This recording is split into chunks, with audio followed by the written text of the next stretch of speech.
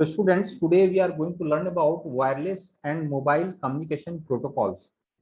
Nowadays, we are living in an era where mobile phones are everywhere, and they are not only utilized for telephone calls, they are utilized for variety of services. So they also utilize different type of protocols to connect and to provide those services. So we'll be seeing all those protocols which make all this communication possible. First of all, mobile communication protocol, they use multiplexing to send the information. Now, what is multiplexing? Basically, it is a method of combining multiple digital data. You are having several data, so you are combining them together so that all the data can be sent using one single data channel. Now, when you are multiplexing and sending the data using data channel, then what is happening? The resource is utilized effectively. If you are using a single channel to send a single data, then it will never be utilized properly. But when you are multiplexing, then you are combining multiple data together and creating the multiplex data. On the receiver side, what is happening once the data is being received, it is demultiplexed. The data, it is demultiplexed and individual data component are fetched and utilized. In wireless mobile communication, we are using GSM, Global System for Mobile Communication. We are using CDMA, Code Division Multiple Access, and we are using WLL, Wireless Local Loops. So first one is Global System for Mobile Communication, GSM. So GSM, it is very widely utilized and it is a global standard. It was developed in 1980 in continent like Europe, Australia, Asia, Africa. GSM, it is a global standard for mobile telephony or mobile telecommunications. In this communication, what happens? The user, they are having a handset, and that handset is equipped with a SIM card. SIM card is subscriber identification module. Subscriber is the user identification is used for identifying, and module, it's a component of the phone.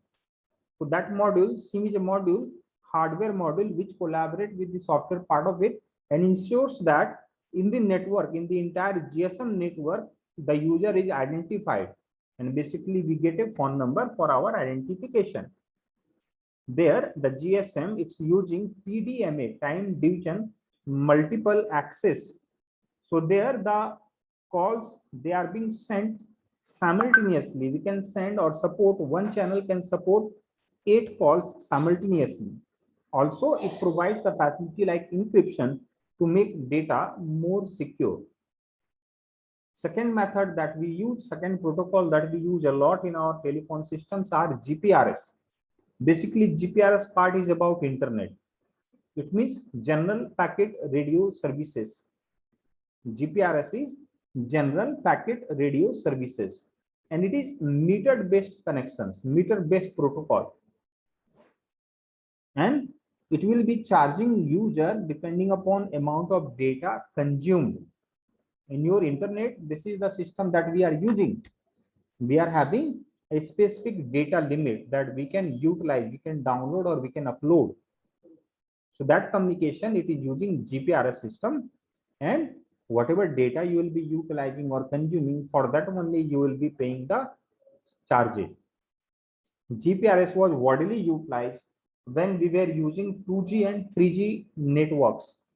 Few years back, when 3G networks, 2G networks, when they were the prominent network with us, at that time GPRS was the standard system for internet browsing. The speed which is being provided by the system is 56 kbps to 114 kbps. But the actual speed, it may vary. Next one is wireless local loop, WLL. Basically, wireless local loop, it is also a telephone service and it can be utilized in homes or in offices. Here, the subscriber or the user, they connect using a local exchange rather than the central exchange. Generally, what happens when I dial a number, I get connected to the central exchange, and that central exchange connect me to any other number. But here what is happening? We are connecting to the local exchange, and that local exchange is connecting me to that central exchange. For example, we can have cordless phones. Now, cordless phones, they are connected with their devices. A cordless phone, you can take the phone part of it anywhere in the range, 5 meters, 10 meter, you can take it anywhere. Now that cordless part headset, it is connected to the base device, and that base device is connected to the central exchange. Whenever the data is being sent in the short range, it is very secure, more secure than the wired network. WLL system, it consists of a user handset and a base station. The base station is connected to central exchange as well as antenna. So the user, it will be connecting to the base station. Base station will be connecting to the central station. Central station, it will further connecting to the user with which the first user want to communicate. And then the entire communication will occur. Next one is code division multiple access, CDMA.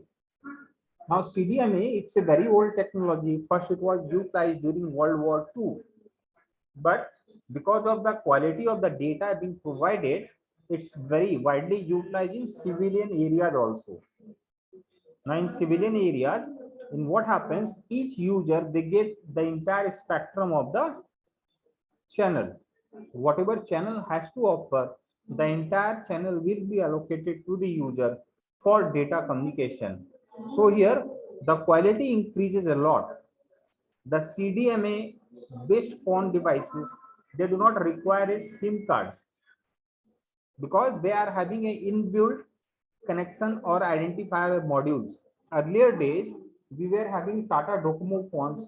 Earlier, we are having Reliance phones, which were using or based on CDMA technology, and they do not require any specific SIM card. You are having, you will get a number, and you can call with any other numbers also.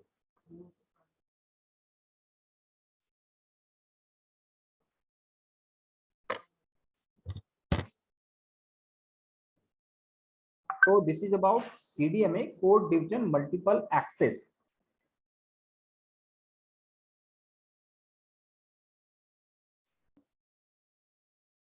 Now, after knowing the students, now after knowing the telephone standards, the protocols, we'll be knowing about mobile communication technologies. We all heard about 5G, 4G, 3G, 2G. These are the terms we used to talk a lot when we discuss the network of any phones. So basically, the popular network nowadays in mobile phones network, it's based on cellular network. That's why we call our phones the cell phones. And we are using mobile networks like 1G in earlier times, then 2G, 3G, 4G, and currently we are living in an era of 5G. So one by one, let's understand about all these networks. In first generation, which was called 1G, we are having voice calls which were using analog signals. All the voice calls that we were doing in the phones, they were using analog signals. In that, data was not transmitted. The GPRS, internet was not there in those phones. Technology used were AMPS. We were using the handset which were provided, they were AMPS, advanced mobile phone systems, and they were voice only network operating system. The advanced mobile system, they were voice based, and they can communicate or send only voice data, and they were operating on the frequency of 800 megahertz. The speed of data limit was 2.4 kbps, and the quality of the network was very low, and large phone with limited battery was there. The phone was very big and the battery was also quite big. The security of data was not there. Now in second generation computers, we are having few features like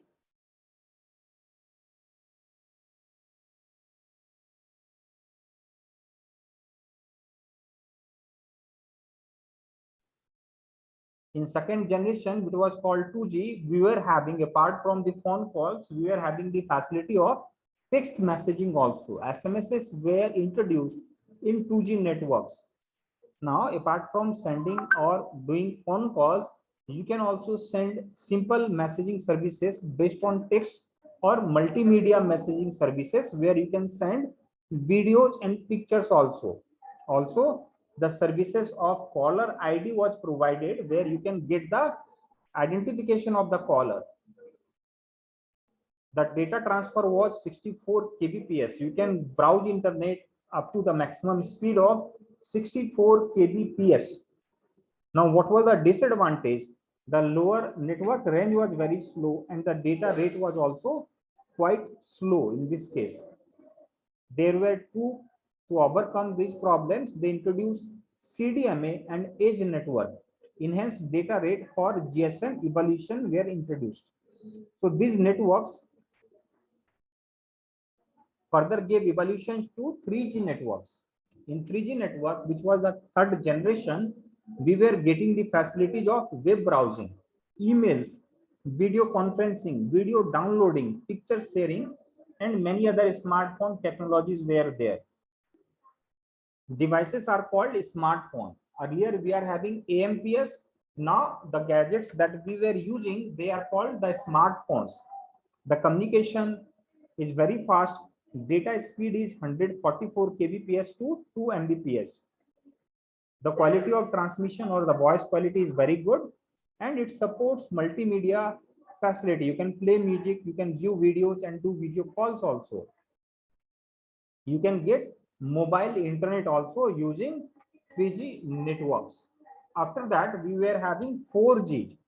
In 4G, the only thing that was new was the speed of the data.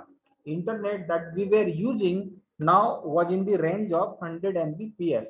Also, they introduced a different kind of network called LTE, which was long-term evolution.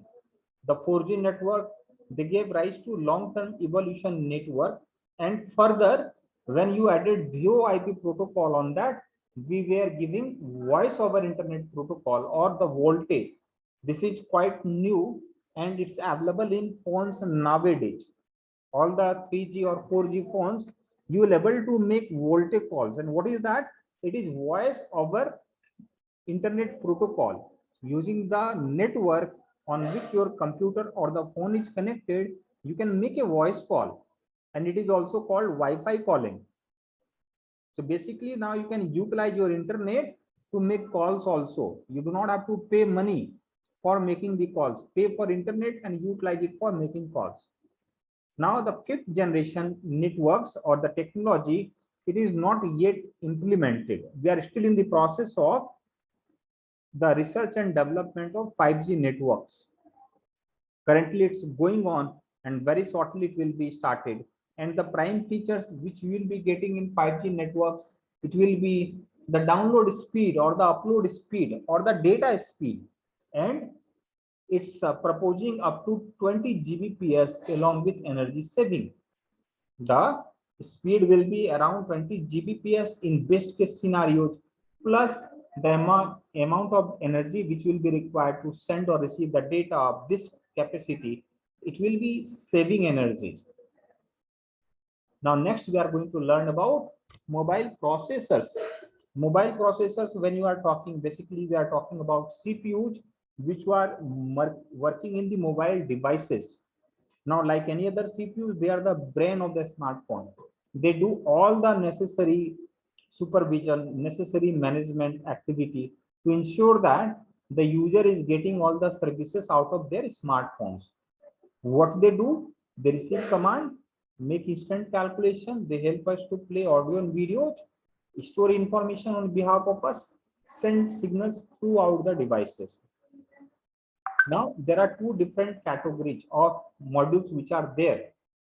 In the mobile processors, we are having communication processing unit and we are having application processing unit. The smartphone processors, they are having two units, communication processing unit and application processing unit. Examples are Qualcomm Snapdragon 865, Apple A13 Bionic, Samsung Exynos 990. So these are some of the processors which are widely utilized in phones. Now, communication processing unit, basically it is responsible for making and receiving phone calls in your handset, and it has got two subunits, RF transceiver and audio subsystem. So the RF transceiver or radio frequency transceiver, it is responsible for connecting SIM card to the base station. The network that you are seeing on top of your phone, that is being done by RF transceiver. As long as it is working, it is connecting your SIM with the nearest network. It uses network like 3G, 4G or LTE or VoLTE kind of network. Then we are having audio subsystems, which is responsible for converting the voice signals to digital signals. Whatever you are speaking on the phone, it is being translated in a digital signal, and then it is being sent on the network to the antennas. Then audio subsystem receives the voice input through inbuilt mic and can produce audio output and send it to the built-in speakers. Then we are having application processing unit, and it is responsible for performing operations like making calculations. All the application part, apart from making calls and receiving calls, is handled by application processing unit. So whether you are making calculation, you want to play music or play games, surf internet, connect to other device, chat, screenshot, you will be interacting with application process unit to do your task. Now, what are the chat protocols that we are using or we can use? Those are IRC and XMPP. IRC is called Internet Relay Chat, and it's a very old protocol. It's been in use since 1988. And in this chart, what happens is you can send a very small message to the server, and from the server, that message goes to the individual users. And in this system, we do not need to authenticate ourselves. We do not need to authorize ourselves and share our ID and password. We can directly utilize as anonymous user or as a guest user. Next one is XMPP, Extensible Messaging and Purgeance Protocol, and it is based on XML. It is relatively a very new technology, and most of the applications like WhatsApp, Facebook, Google Talk, Chat, they are using this protocol.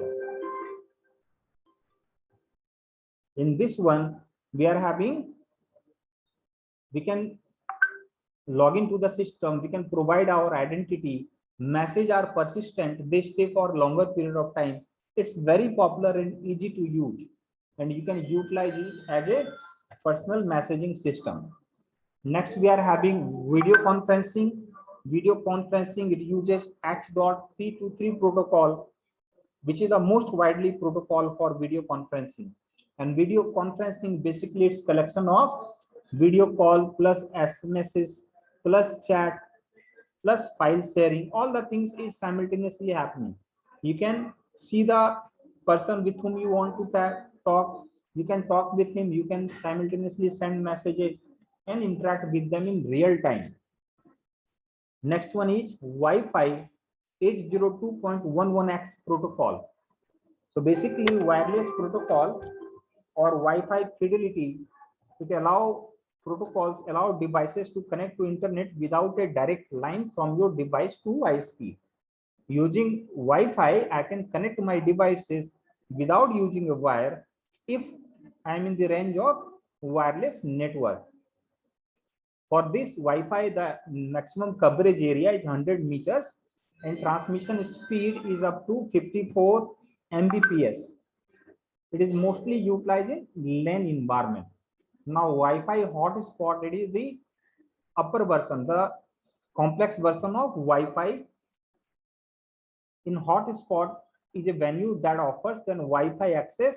Then we can have Wi-Fi hotspot. For example, in railway stations, we can utilize it. We can utilize it for main type of connection, metropolitan area network, where we can set up hotspot with or without password. With mobile, we can connect up to 10 devices. With hotspot, it depends upon type of devices that we can add. Next one is WiMAX, and basically it is standard for wireless interoperability for microwave access, and it is used for man-based application, man-based network. And here the range of the device is 90 kilometers, and the transmission speed is 70 Mbps. So it's very high speed, and the range is also very high. So it can be utilized for a very longer distance of data communication.